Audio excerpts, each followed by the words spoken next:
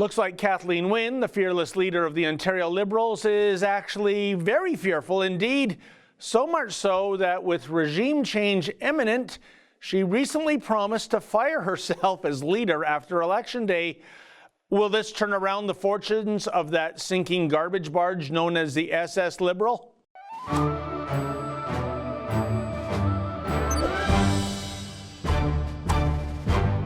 Premier Wynne's announcement to quit as leader was shocking, albeit not unprecedented. For example, in 2001, NDP BC Premier Ujjal Dosanjh conceded defeat days before that province's election.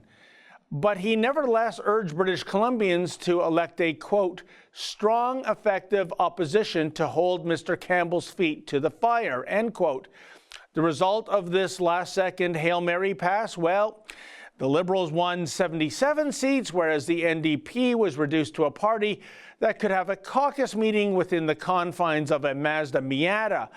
But back to present-day Ontario. Recently, Wynne did a Monday morning martyr march, going from one Toronto mainstream media outlet to another in order to elicit both votes and sympathy.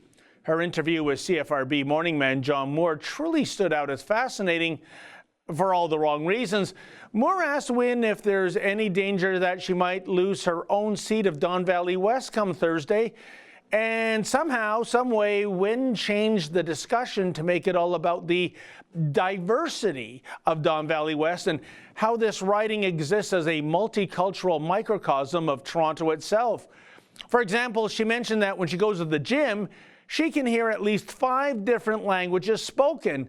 Now, that's not surprising to me, the fact that many of those diverse gym members are polite enough not to speak disparagingly about Wynne in a language that she can understand while she's standing there.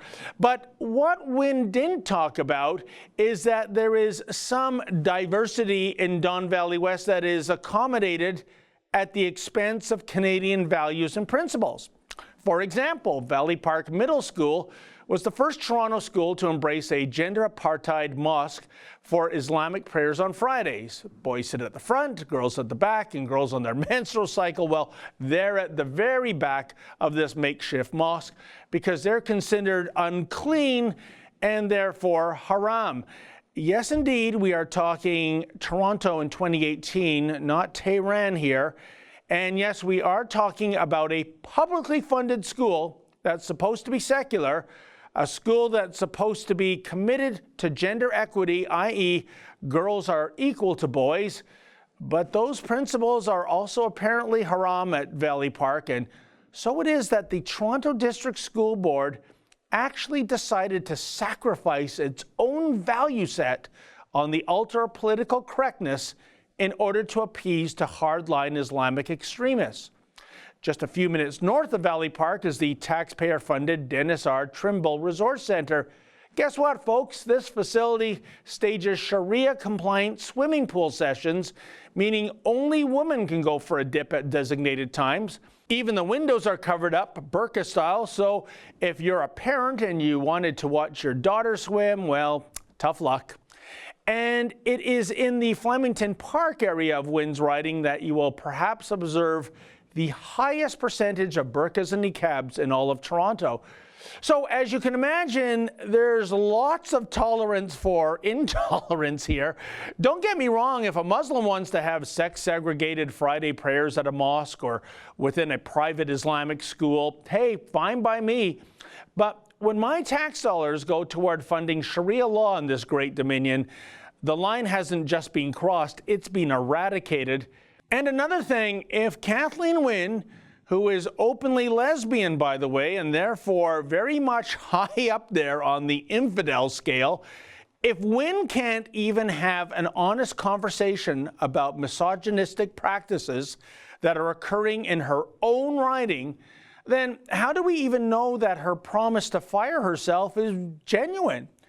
How do we know there's not some, unspoken fine print here that this pledge is yet another stretch goal, aka Wynne speak for lying through one's teeth? Well, the answer is we don't know. Indeed, We can't trust anything that comes out of the mouth of a premier who has come to resemble a cross between Pinocchio and the little boy who cried wolf, all of which kind of explains why Wynne and the Liberals find themselves in such dire straits to begin with.